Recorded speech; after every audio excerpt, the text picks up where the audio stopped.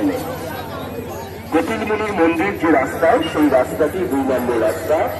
কপিলমুনির মন্দির থেকে 2 নম্বর রাস্তা সোজা সমুদ্রে গিয়ে বসে গিয়েছে।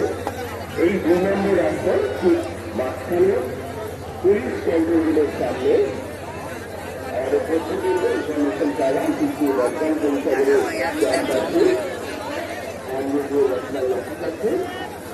কন্ট্রোলের সামনে আমাদের প্রত্যেকের ইনফরমেশন চাওয়া।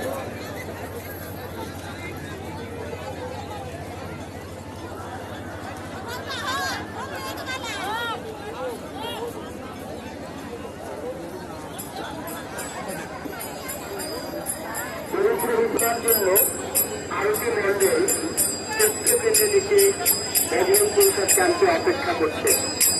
কালিনী রাজিয়ার থানা থেকে এসেছেন আপনার জন্য আরতি মন্ডল তথ্য কেন্দ্রে লিখে বজরং পরিষদ ক্যাম্পে অপেক্ষা করছেন।